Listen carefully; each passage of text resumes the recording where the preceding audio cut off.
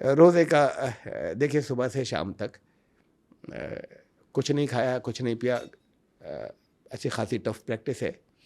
जाड़ों में नहीं, गर्मियों में तो ज़रा सी मुश्किल पड़ती है कि सुबह भी बहुत अर्ली वहाँ से लेके सनसेट तक कुछ नहीं खाया, कुछ नहीं पिया, लेकिन बहुत मुश्किल भी नहीं है ये। हमारे बहुत से, मेरे बहुत से नॉन मुस्लिम फ्रेंड्स, मैं पढ़ता था जब, तो हमारे साथ में, या अब भी कहते हैं कि हम भी रखेंगे एक, कल हम भी रखेंगे। अच्छा भाई ठीक है रखो, और हम हमारे साथ इफ्तार करना नहीं हमारे यहाँ आइएगा, आ जाएंगे। अब उन्होंने रखा तो शाम को साथ में हमारे इफ्तार भी कर लिया।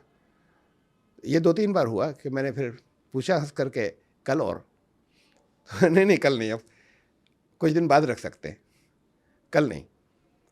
अगर मैं बहुत, मेरे इंसिस्ट कर, अगर मैं पीछे पड़ जाऊँगी तो बात ख़त्म हो जाती है मजाक में। अगर मैं पीछे पड़ूँ कि नहीं रखना है तो शायद रख ले, फिर मैं कहूँ तीसरा रखो तो नहीं रखेंगे।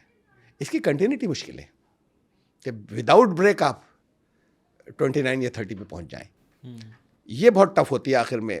लोग ये इतनी बरकत का महीना जिसका एक एक मोमेंट कहा जाता है बरकत का है, या ऐसी मानते हैं ना, और दिल्ली चाह रहा होता है कि 29 का चांद हो जाए, एक दिन पहले ख़त्म हो जाए। सब दुआ इसकी कर रहे होते हैं कि चला जाए बरकत का, थक जाते हैं, लेकिन कर रहे होते हैं। तो बहुत मुश्किल प्रैक्टिस है। इस मुश्किल प्रैक्टिस को बच्चे भी कर लेते हैं, तो ये फेथ करा देता है, वरना नहीं कर सकते थे।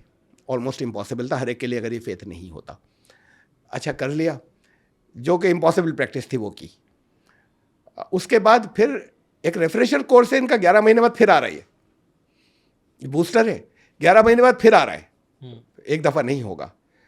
अब जो 30 साल से ये कर रहा है कि हर 11 महीने के बाद, ये एक इम्पॉसिबल प्रैक्टिस पूरे मंथ की करता है, हर 11 महीने के बाद वो कहीं किसी को भूखा देके उसका दिल नहीं तड़पे,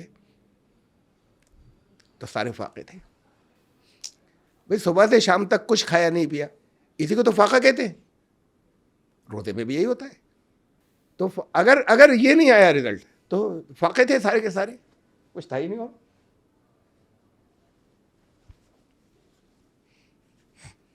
तो ये कर रहे हैं लोग, उसकी हकीकत ही नहीं जानते कि कुछ किस लिए करवाया था ये। उसको ही पसंद थोड़ी कि तुम्हें भूखा रखे, तो खिलाने वाला है, रोज़े देता है। हाँ और भी फायदे हैं, लेकिन बुनियादें तो ये हैं। तो ऐसी नमाज रस्में हैं, रोज़े रस्में हैं, ये सब रस्में हैं जिसे कर रहे हैं, और सारे कहते हैं ये नहीं करोगे तो मुस्लिम नहीं बचोगे, और कोई नहीं कर रहा। अच्छा नहीं कर रहे, ना करते, जानते तो, जानते भी नहीं। अच्छा ये तो हदीस मैंने आपको सुनाई थी ना, जैसे कि तुम उसे देख रहे हो, तो मदरसे वाले तो सिखाते हैं ऐसे ही, वो अपने स्टूडेंट्स को ऐसे नहीं सिखाते। वहाँ भी नमाज पढ़ना होता है, ये रात इतना याद कर लो। और फिर क्या करते हैं, वो जानते नहीं वो क्या हो रहा है वहाँ पर, वो क्या बोल रहे हैं, पता ही नहीं है। जब ये पता ही नहीं कि क्या बोल रहे हैं इमाम साहब, तो आप कंसंट्रेट कैसे कर, उनकी बात पे तो कर ही नहीं सकते। यानी ये वहाँ एक दूसरी शर्त और थी नमाज की, वो ये थी कि वइज़ा क़ुरिअल कुरान, जब कुरान तुम्हारे सामने पढ़ा जाए, ये कुरान की आयत है, फ़स्तमिऊ लहू, पूरी तवज्जो से सुनना, वानसितू, और बिल्कुल खामोश रह के कंसंट्रेट करना, ये इंस्ट्रक्शन थी। अब उसमें कुरान हो रहा है और उसे सुने और पूरा कंसंट्रेट करें उसके ऊपर। हम इधर उधर घूम रहे हैं, या सब लोग, अगर कोई जमन में स्पीच देने आए तो चाहे जितना अच्छा स्पीकर हो, चाहे वो आपके कितना इंटरेस्ट हो उस टॉपिक के अंदर, लेकिन आपको जमन नहीं आती तो आपको तो दिमाग थोड़ी देर बाद उधर से जाएगा ही। सही बात है। एक प्रॉब्लम ये है, ये बड़ी आसान है इसका सोल्यूशन। कुरान भर की अर्जी, कुरान में लिमिटेड वर्ड्स हैं जो रिपीट हुए हैं डिफरेंट फॉर्म्स के अंदर। अब तो बहुत कोर्सेज चारों तरफ चल रहे हैं ऑनलाइन, के जो कुछ ही दिनों के अंदर, बहुत कम, 1 घंटा रोज़ दें, 1.5 घंटा रोज़ दें, तो कुछ ही दिनों के अंदर जो है वो सिखा देंगे कुरान भर की अरबी, लिटरल मीनिंग। मतलब क्या है उसका? हाँ, लिटरल मीनिंग मालूम हो जाएंगे, और लिटरल ही होने चाहिए। ये जो कुछ एक एक बात के अंदर मालूम नहीं क्या क्या चीज़ें गहराइयाँ होती हैं। अब किसी एक ने जो कुछ कहा वो उसका एट बेस्ट उसका इंटरप्रिटेशन है, चाहे वो जितना बड़ा स्कॉलर है। सही बात है। हो सकता है उसे आप जब गौर करेंगे उसी आयत को तो आप उसमें से कुछ और भी निकालेंगे, लेकिन आपको लिटरल मीनिंग तो मालूम हो।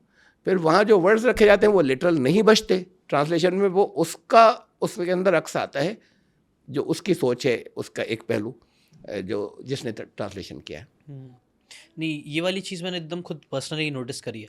अरबी हम सीख लिए अल्हम्दुलिल्लाह रब्बिल आलमीन, ये पढ़ रहे बस पढ़ रहे बस पढ़ रहे बस पढ़ रहे, जब एक्चुअल में उसका मीनिंग समझ रहे फिर पढ़ रहे वो अलग लग रहा। फिर अल्लाह अकबर जब बोल रहे हो उसका मतलब क्या है, अल्लाह अकबर, सुभान रब्बिल अजीम का मतलब क्या है, सुभान रब्बिल आला का मतलब क्या है, जब हम ले रहे और उसको फिर वो फील कर रहे हैं, इसका मतलब हाँ, ये सब फील करना, वो फील करना, वो दोनों अलग हो जाता है। सिर्फ पढ़ना अलग हो जाता है और सिर्फ समझना और वो फील कर पाना, वो बहुत बड़ा डिफरेंस है। ये होता है जुड़ना,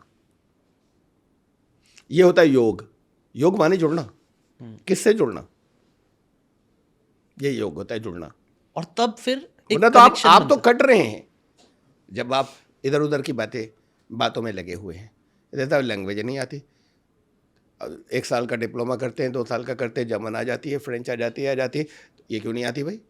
सही बात है, वक्त नहीं है, तो इसका टाइम नहीं है। सीखना चाहिए। तो फिर अगर तुम्हें ये यकीन है कि तुम्हें जाके हिसाब देना है, तो क्या उसे ये हिसाब दोगे कि आपने 24 घंटे तो दिए थे, इसका टाइम ही नहीं बचा था, हमें हमारी अपनी बड़ी तो बहुत सी ज़रूरतें थी, तो हिसाब इस पर दोगे तुम? तो ये तो है कि इसके लिए टाइम नहीं है, और ये ज़िंदगी बना देगा, इसलिए कि उसके अंदर जो उसूल हैं, जो चीज़ें हैं, फिर वो जब पार्ट एंड पार्सल होती, बिलीव बन जाएगी, सबकॉन्शियस माइंड में आ जाएंगी, तो प्रोग्रेस इतनी ज़्यादा होगी कि वो नहीं होती तुम जो और उसको 10 साल मेहनत करते। तो सही बात है, मेडिटेशन से यही तो होता है, इसीलिए कंसंट्रेशन बढ़ जाता है, फोकस बढ़ जाता है, बहुत से Discipline बढ़ टेंशन्स जाता है। खत्म हो जाते हैं, तो उससे फिर सक्सेस बढ़ जाती है ना। अब किसी के पास मेडिटेशन के लिए टाइम नहीं हो तो तुम अपने टेंशन में जीते रहो, तुम्हें इतनी सक्सेस नहीं मिलेगी।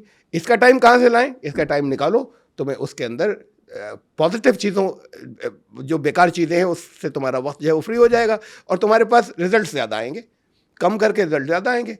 तो इधर टाइम नहीं देना चाहते, ऐसे ही उसके लिए है कि उधर टाइम नहीं देना चाहते कि वक्त नहीं है। मैंने ना सर बहुत सारे मतलब सेल्फ हेल्प बुक्स कई सारे पढ़े, साइकोलॉजी से रिलेटेड, सेल्फ हेल्प से रिलेटेड। मुझे लगता है ना सबका आंसर यहीं पे है। अगर हम डेली 5 टाइम नमाज पढ़ना चालू करें, वो डिसिप्लिन बोलते हैं, डिसिप्लिन बहुत ज़रूरी है। अगर किसी चीज़ को कंसिस्टेंटली डिसिप्लिन के साथ करोगे उसके अंदर सक्सेस मिलेगी। तो वो हमें सिखाया जा, हमें ऑलरेडी वो बेस दिया गया है बहुत अच्छा, नमाज पढ़ो, कुरान पढ़ो, उस पर मेडिटेशन करो, ये सब सिखाया गया है, बट हम कर रहे नहीं है। अगर आपको ये बातें काम की लगी होगी तो do check out the full podcast यार, जाके देखो, डिटेल में चीज़ों को समझो, तब ज़्यादा अच्छे से समझ में आएगा, ज़्यादा अच्छे से आप अपनी ज़िंदगी में चीज़ें अप्लाई कर पाओगे। Thanks so much and subscribe this channel.